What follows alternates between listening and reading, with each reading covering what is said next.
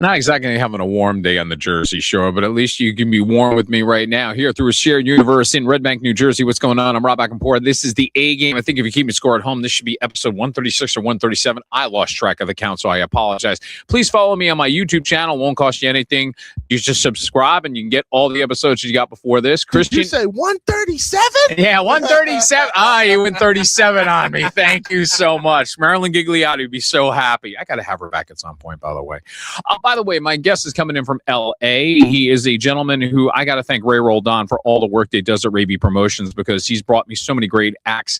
And when you talk about independent music, I think this is sort of the forum for independent artists to do. Doing more podcasts gets the word out on their music more than ever. And I think Imaad Wasif can defend that when he comes on screen. We will talk to him about his new album, which is now, I believe, available, called Super Consciousness. So please welcome Imaad Wasif to the A Game.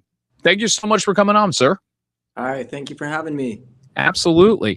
You're somebody who's seen, I think, both ends of the spectrum, because now you've established your own imprint, your own label, you're releasing music independently, but you've also worked with bands like the Yeah Yeah Yeahs and Folk Implosion. So you kind of know both ends of what it's like to be with a band who's been on a major label and what it's like to be an independent artist. At this stage of where you're at, to create an album like this, was it important to be more independent and say, you know what, I'm going to take control of this, I'm going to release it on my own and be able to release what I want? Because I think you understand the game that goes with being with a record label. You don't have as much control, so to speak.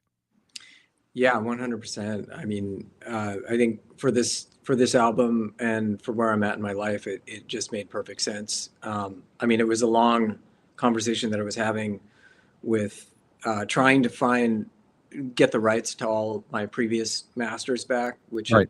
You know, a lot of these deals have been signed pre-streaming. And so it was just very nebulous, like where anything was really existing.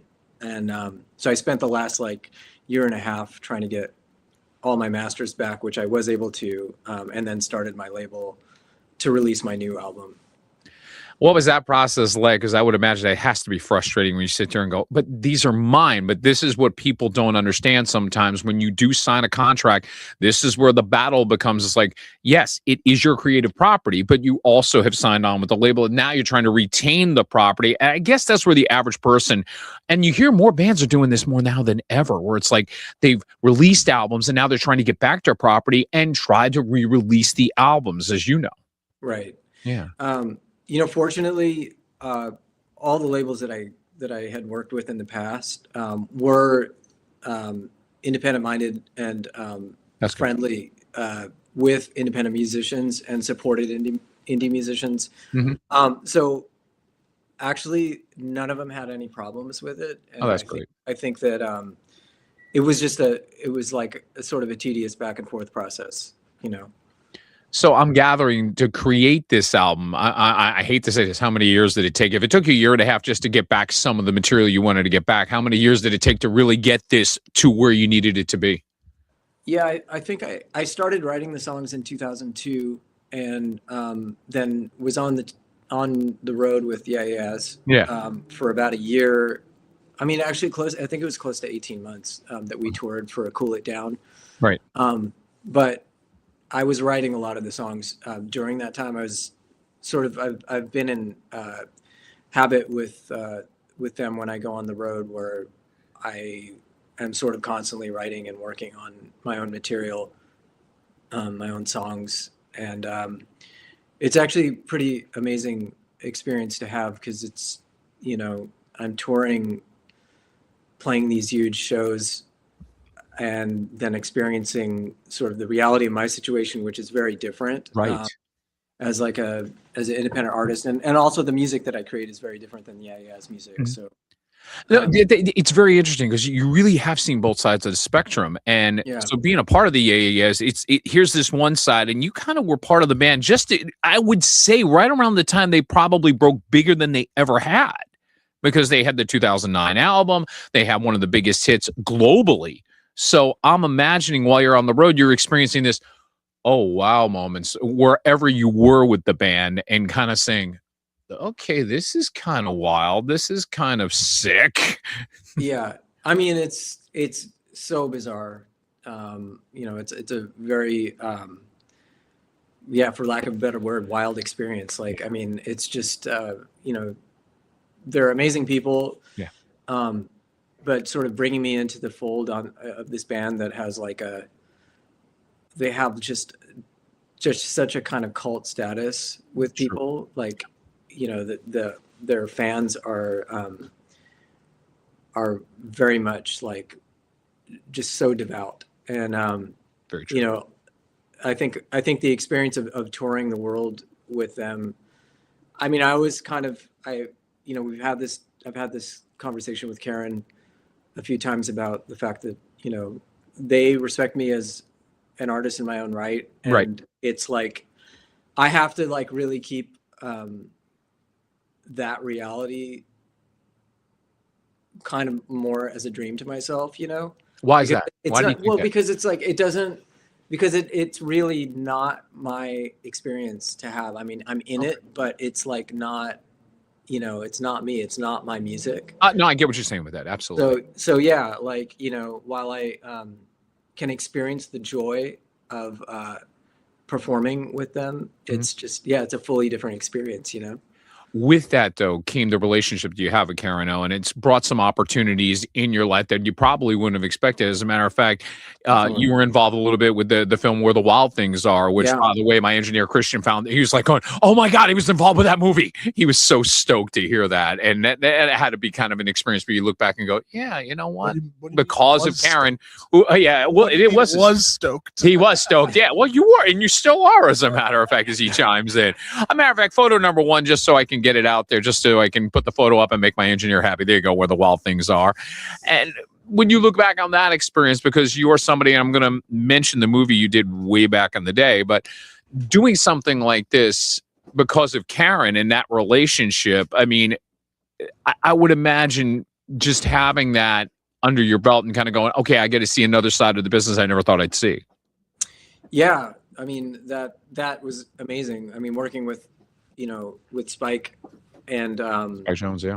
and Karen and the group of musicians that really, that was like Karen O and the kids. Yeah. All of these musicians like really brought so much to this experience.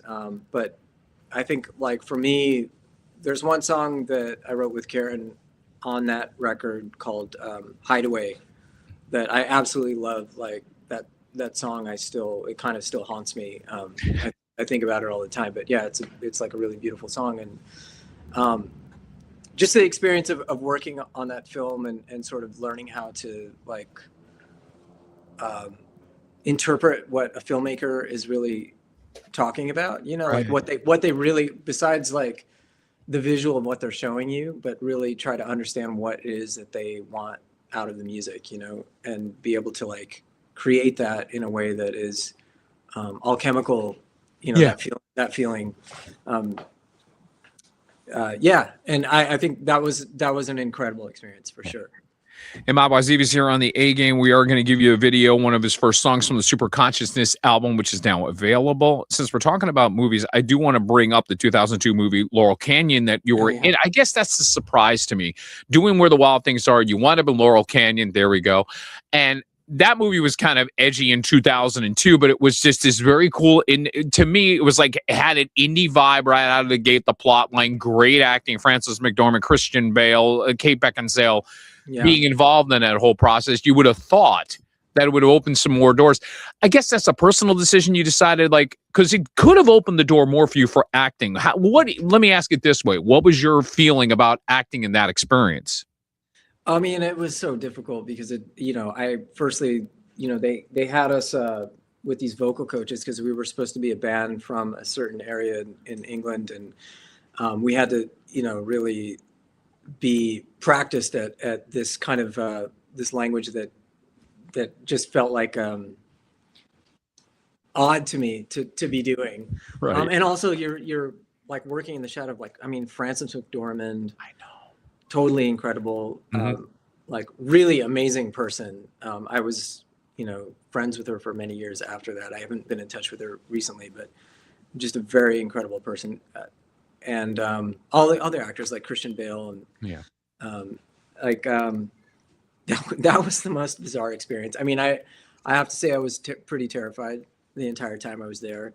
I On can set, understand that. I actually you know. could, because you sit there and go, okay, I'm being thrown into this. You recognize Frances McDormand, and you're kind of going, I'm in this film. Oh my God. Yeah, yeah. I mean, it was very bizarre. Like we were on set. Like I think I had like my own trailer. It was also like right after I first moved to LA, and so for me it was like this experience that I think I was 24 at the time maybe, and I was completely baffled by like by how this had like kind of come my way, because I was also at the time working with Lou on a Folk Implosion record, and Right. we were signed to Interscope at the time, Mhm. and like so I was dealing with like just these kind of things that really don't exist anymore really for an independent musician, like the major label kind of money and that whole sort of situation that was going on with having to submit songs and deal with like going out to meetings with the label execs and having them like talk about your songs and like what you need to do to them and all this stuff, like very strange experience. Yeah, and you bring up an interesting point, because when you came on Folk Implosion, obviously Natural One was like the monster hit for the Right. guys. You come into the band, and I would imagine during that time, as you talk about submitting songs and doing all the things you're doing for a major label, and they're probably, and I don't know this, but maybe you can answer it. There's got to be somebody in that room sitting there going, "We want another Natural One. Can you give Yeah. us another one?" I mean, Totally. yeah, Well, it was interesting is like we worked for we were on a major label budget, which by today's standard is just astronomical. And I was very confused at the time because we were working with a couple different producers, and it would be like, okay, let's work on this guitar solo for like a week, which is like I usually would spend like an hour on a guitar solo, right. or something, so and then at the end of this sort of initial 3-month period, we submitted like I think we had finished like maybe 4 songs, which is also just like a sloth like pace for any kind of creative person to work that way. It's like it feels like purgatory, Yeah. But we submitted these songs. The label was like, great, we love them. 3 weeks later, they take us out to dinner, and they're like, actually, we're gonna drop you guys, and you're gonna. But they gave us back the masters, and they also, gave us back. They gave us like the remainder of our budget, I think, at the time. So we were able to like make the record in a different way after that. But it was that was a really weird experience for sure. Do things like this, when you look at creating your own album and doing it on your own, do you take some of this knowledge and say, okay, this is what I learned from this experience, and this is how I can apply it to what I'm about to do to get this album out? Yeah, I mean, for sure. I don't, I'm, I just don't waste time with second guessing myself. Really, Smart. it's just it's like at this point, if I'm actually going to record, like I've done the work to get to the point where I know what I want to do. Right. I mean, I can allow myself, the ability to explore certain things, but ultimately, like a song exists in my mind, and the vision for it is really what I'm trying to fully create. And that vision does have like a parameter to it, it's not just like completely endless.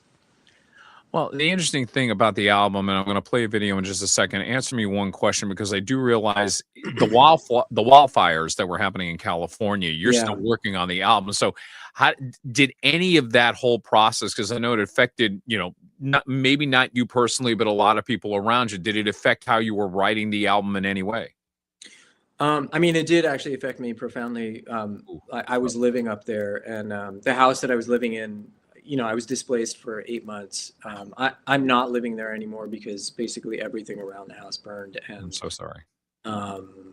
yeah, it's just, it did derail the whole process. I was very kind of, I think this factored into a larger sense of like feeling like what I was doing was futile in the grand scheme of things. And I Right. think that people struggle with this on a daily level with everything that's going on in the world right now. And really, it occurred to me at that point that that was the purpose of the record for me, was to try to transmute all of these like sort of dark feelings and dark. I mean, the reality is that it's fucking dark out there, and we are constantly feeling like voiceless and like we don't have power. We don't At have. times, you're absolutely right. Yes. So, I mean, I think for me, the completion of this record really is like symbolic of that, and like sort of taking back my power, but also being able to create something that I felt resonated in a certain way, to create a connection between people who are actually feeling this. You know, it's not specific to an event, but this feeling is like anyone that I talk to right now feels it. Yeah, and I love the title.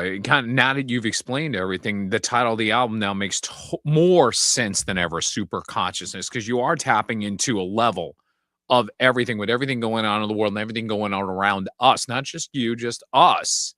It makes more sense when you put it that way, and I think it's great. I think it's a great title, and I do want to bring up You're welcome. I want to bring up a quote before I play the song I'm going to play, and I was reading this, and I think you said, quote, "The old ways of the music industry are dead. Future consciousness dictates a new autonomy."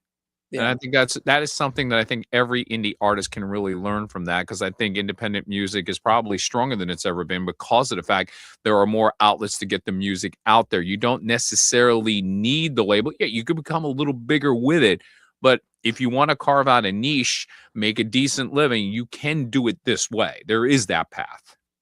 There is that path. However, you know, we're also now unfortunately dealing with the other aspect of things, which is the streaming sites and the DSPs, and you know, actually in releasing this record, I've suffered a few lapses of like into like depression about kind of where the music is, like where it's reaching, right? And I realized that I became sort of overly preoccupied with the optics and the metrics and all the numbers and all this shit. And like, I had a conversation with a really good friend of mine who told me that like every way that I was feeling is okay. Like it's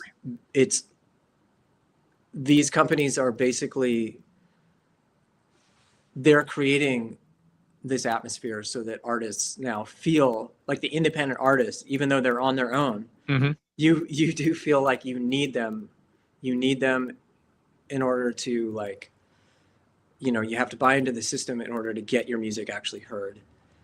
So this whole, like the whole payola structure that existed in the 50s, 60s, all that, like, I'll even take it to the 90s and early 2000s. I mean, sure, it's just always been there, but it's like there now, and the people that are controlling it, like Spotify or whatever, you know, it's like you have to buy into the system in order to get your music heard. Like you have to like get approval to get like playlisted, or you have to, like, you know, there's still these gatekeepers for the music. So it's like, you know, on one level, it's like, yeah, it's amazing. I can write a song and record it and put it out, and it'll be streaming to you in like 3 days. Right. But like whether or not you're going to hear it, that's another story, because, you know, it's like if the algorithm is going to support you or whatever it is, you know. And it's the same thing when you're talking about podcasting. It is all about the algorithm at times. So I mean, I understand the plight on a different level, but I totally understand the plight.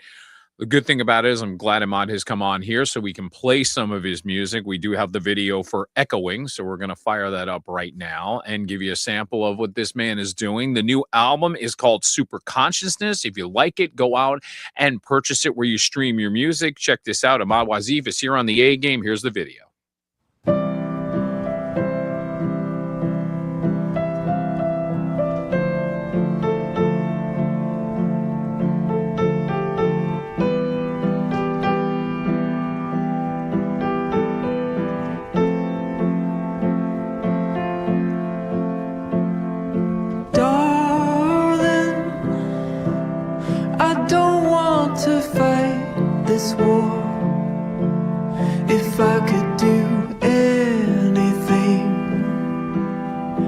set you free. Darling, I don't even know anymore if I could be anyone, would it still be me? The heart will go where it wants to go, and there's nowhere I'd rather be than down here at the bottom with you in the light of my dreams. Darling, I'm hanging from the door. I'm finally echoing and not disturbed.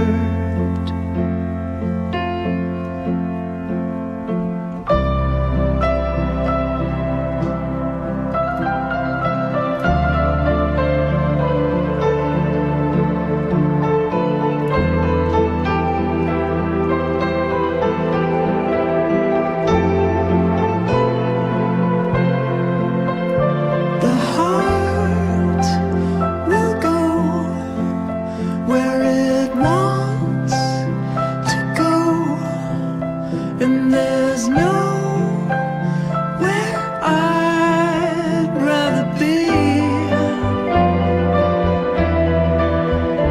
than here at the start of a brand new born thing.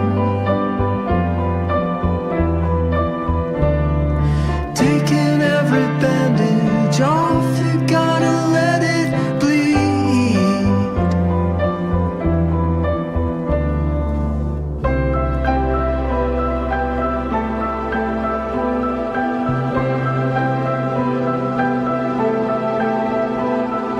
Gonna have to learn to live again without you.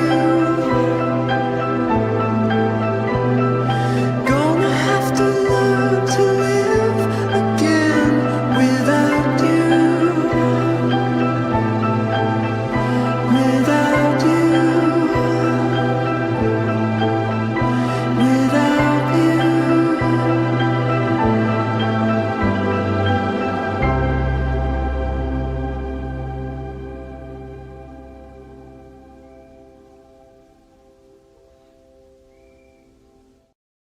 There's the beauty and the sadness of the song echoing from Imaad Wasif from the new album Super Consciousness. You can check it out. The YouTube video is out there on YouTube. Purchase the music where you stream your music. You're not going to be disappointed.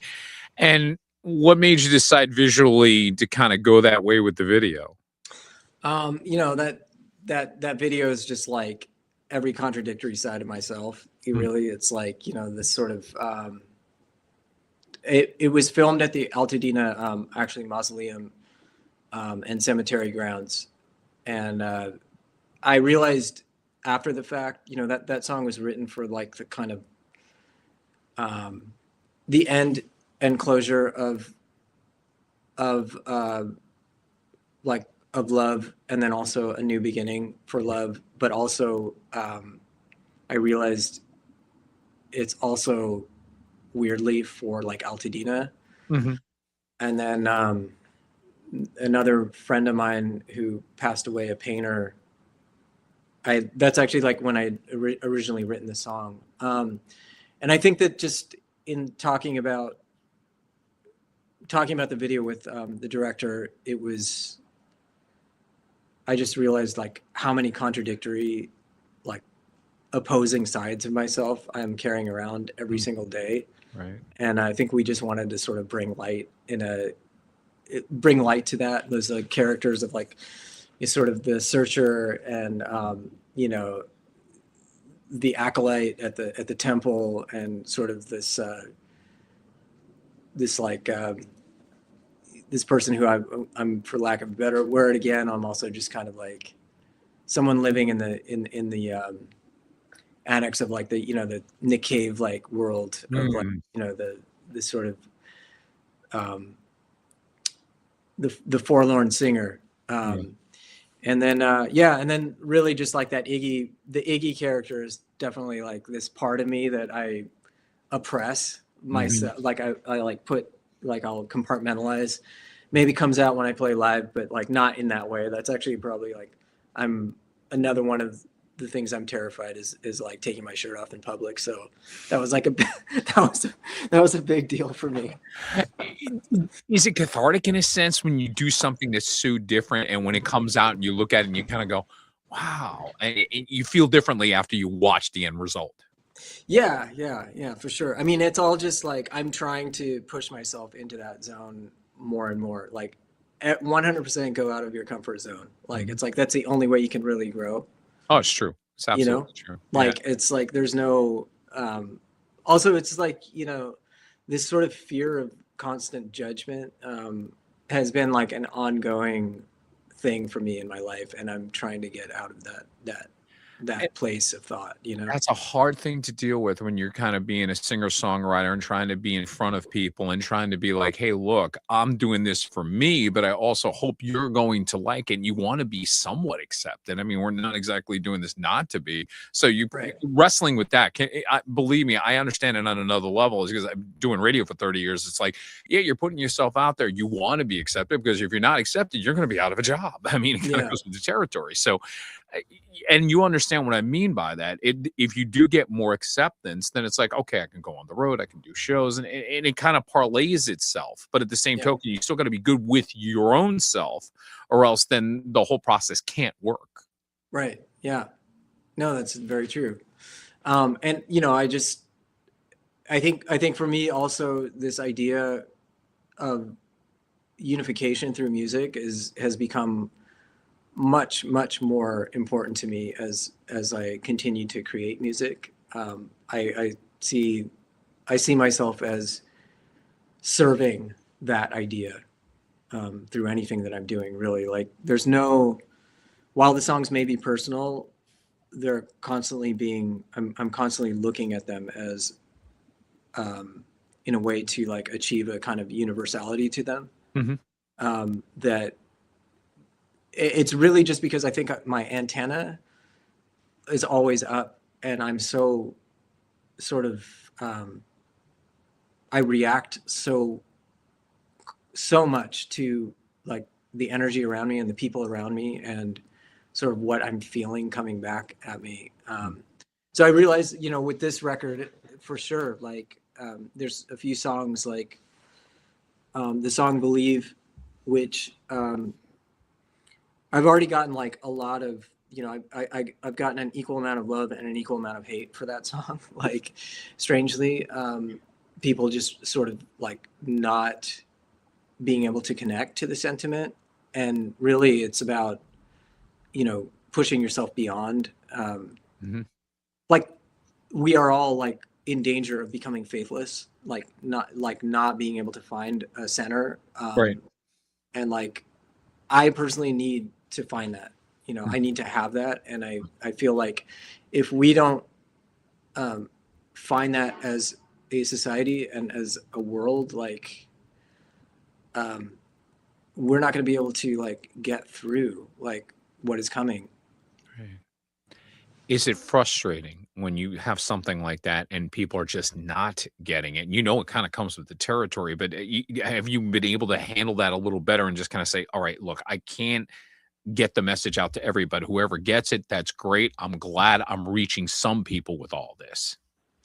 Yeah, I mean, that is a really beautiful thing. Usually it's a person who reaches out to me with like such such an intense kind of interpretation of the song. But yeah, like in terms of like having a thick skin, I can say like, I have to take it day by day, because it's like some days I feel like, it can like actually affect me very deeply, Human condition, Imaad, absolutely. Yeah. But yeah, like when someone actually reaches out to me, I always think back to this, like there's a documentary, I think there's like this John Lennon footage where this guy's like sort of shows up at his door Hmm. I think it maybe he's even talking about Imagine. I can't remember what song specifically, but he thinks the song was like written specifically for him, and John's just like, no, it's just a song. Like I Just a just song, wrote it, man. you know, like. Um, but I kind of don't believe that. I don't know. I feel like, you know, it's not just a song, you know. No, Nothing's just a song. Like no. it's like this is like something that is. I mean, if you actually really think about what music is, it's like impossible to articulate. Like when a song connects to you and actually pulls like emotion out of you Yes, and like just completely changes your feeling. I mean, that is like what else really does that? Not there's not a lot it's that can true. do that to you, It's you know. very, very true. It's a great point. And I think it kind of sets up where I'm going next because I'm going to do random shots with Imaad Wasif. Again, Super Consciousness is the album. This is a little bit of the fun area that I like to go to, but I think this is a perfect way to segue into this because as you talk about music and how it does affect you and how it kind of, like you said, there is a bond with music. When it hits you, you do feel it and you are expressing yourself in your own way. So when it comes to that, getting into this business as a kid, I'm sure you listened to a bunch of albums. What was that album that did it for you? Or what song did it for you that kind of just made you say, okay, I really want to do this with my life? Oh yeah. I mean, honestly, that's probably going to be like Manic Depression by by the Jimi Hendrix Yeah. Experience. Like yeah, like that song. I mean, still I can put that song on and I like just want to, you know, like I want to drive off a cliff in a great way, kind of, or whatever. Just like destroy my room in a beautiful way. Like it's just like there's something about the power in that song Wow. that I always have connected to. Also, it's like my two favorite guitar solos, that one and then the guitar solo on Machine Gun from the Mhm. Band of Gypsies record. Like those are two, like just my favorite guitar solos ever. So And then you're not going to get me to argue with that. And I work for a rock station, so I'm sitting there going, yep. Nope. yeah, Absolutely. Random shots with Imaad Wasif. I found this photo on your Instagram. I think it's number 2. I believe this is your son, if I'm not mistaken. The reason I'm bringing this up is I think first off, it's an adorable photo. Yeah, hit it, Christian. Yeah, there we go. And there's yeah. consciousness right there. You come from a family that was very supportive of your music. So is he interested in music? And if he is, how supportive are you being in the, because I'm sure he's still young.